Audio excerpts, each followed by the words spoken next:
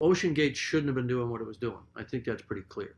I wish I had been more vocal about that, but I think I was unaware that they weren't certified because I wasn't really studying it. I wasn't really interested. Stockton Rush asked me if I wanted to go out there and dive this season. I wasn't interested. There was a lot of concern about this outfit and this sub. A lot of concern, even to the extent that I wasn't involved in it because I was making Avatar 2 at the time, but a lot of them got together and wrote a letter to Ocean Gate and said, you have to certify.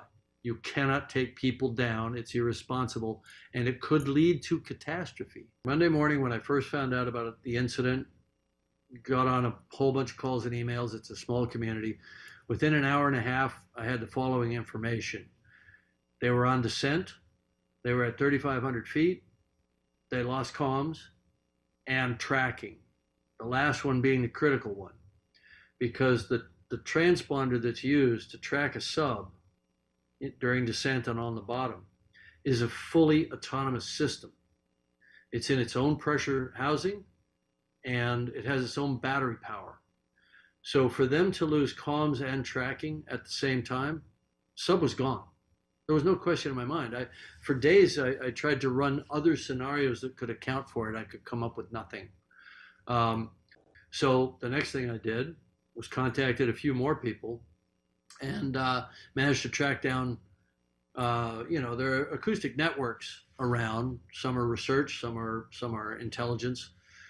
We got confirmation within an hour that there had been a loud bang at the same time that that comms were lost. A loud bang on the hydrophones, loss of transducer or transponder, loss of comms.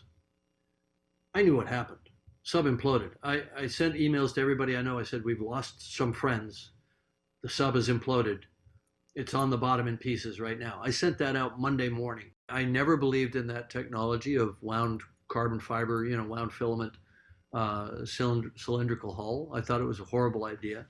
I wish I'd spoken up, but I assumed somebody was smarter than me, because I'd never experimented with that technology, but it just sounded bad on its face because we make pressure hulls out of contiguous material, steel, titanium, ceramic, acrylic. And so you can model it, you can do finite element analysis of it. And, you understand the yield properties, you understand the number of cycles that it can take. But you can't do that with a composite material because it's two dissimilar materials, sort of bonded together. And so we all knew that the danger was delamination and progressive failure over time with microscopic water ingress and fatigue, what they call cycling fatigue. And we knew that if the sub passed its pressure test, it wasn't going to fail on the first dive. It might fail on dive 7, or I don't know what they're at, but it's going to fail over time, which is insidious. You don't get that with steel or with titanium. Now there's one wreck lying next to the other wreck for the same damn reason.